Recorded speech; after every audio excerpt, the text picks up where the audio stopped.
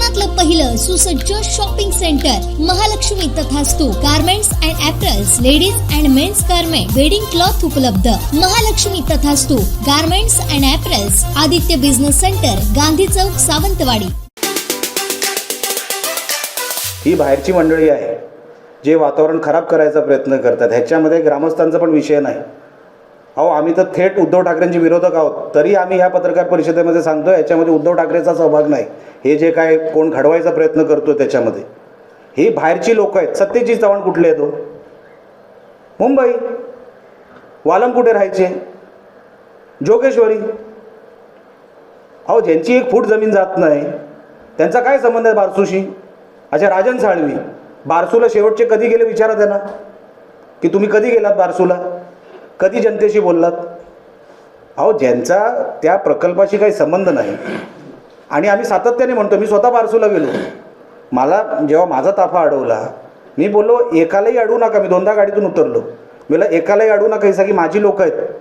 दोनदा त्यांच्या समोर गेलं आणि ते लोकांनी सांगितलं ठीक आहे साहेब, तुम्ही गोवळला या. आणि बारसूची लोक तेव्हा नव्हते, तेव्हा गोवळची लोकं होती. मला तेव्हाही आठवतं. विरोधक आजही 2 दिवसापूर्वी कलेक्टर आणि SP साहेबांबरोबर मिटिंग झाली राजापूरच्या एका हॉलमध्ये. विरोधकही होते, समर्थकही होते. 2 तास मिटिंग झाली. मग ती चर्चा कशी झाली?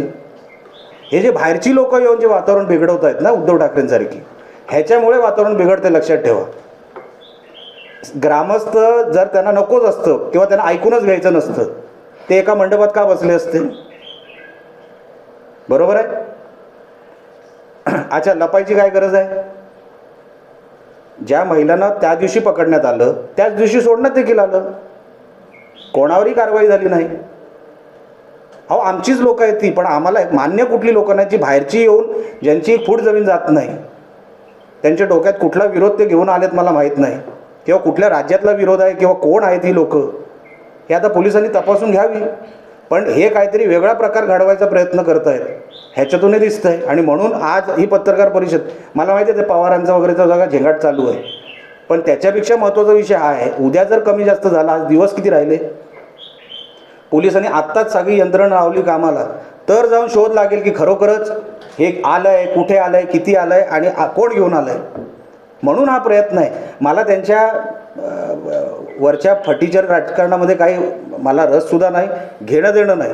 पण ही माझी लोक आहेत आणि ती विरोध करत नाही आहेत. विरोध कोण बाहेरचा करतोय म्हणून ही तळमळ आहे की प्रकल्प यावा. मी तुम्हाला आत्ताही सांगतोय सायनाथजी, हा प्रकल्प गेला, कोण तुमच्याकडे 5 कोटीचा पण प्रकल्प कोकणात घेऊन येणार नाही. हा 4था प्रकल्प जाईल. नाणारवरून हा आला म्हणजे म्हणून हा 4था. आयलॉक कंपनी गेली, त्याच्या अगोदर जैतापूर अणुऊर्जा गेला, नाणारवरून गेला, नाणारचा प्रकल्प बारसूत आला. उद्धव ठाकरेंनी पत्र दिलं. पहिलं पत्र जे गेलं ना बारसूच्या समर्थनासाठी, ते उद्धव ठाकरेंनी पाठवलेलं आहे मुख्यमंत्री असताना. हे नाकारू शकता का आपण? मग आता विरोध कसला? काय बारसूची लोकं बदलली की उद्धव ठाकरे बदलले? म्हणून आपल्याला हे समजणं गरजेचं आहे, विरोध स्थानिकांचा नाही आहे.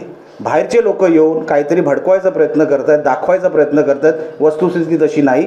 आणि म्हणून हे जे काय माझ्या कानावर आलं ते रिलायबल सोर्सेसकडूनच आलं की काहीतरी घडवायच्या कोणतरी प्लॅनिंगमध्ये आहे, सांगणं गरजेचं होतं. आणि म्हणून आज मी तुमच्यासमोर ही पत्रकार परिषद घेऊन सांगितलं. कारण का प्रत्येकाला फोन करून सांगणं हे बाबा इनपुट मिळाली तू कामाला लाग, हे शक्य नाही. म्हणून पत्रकार परिषद.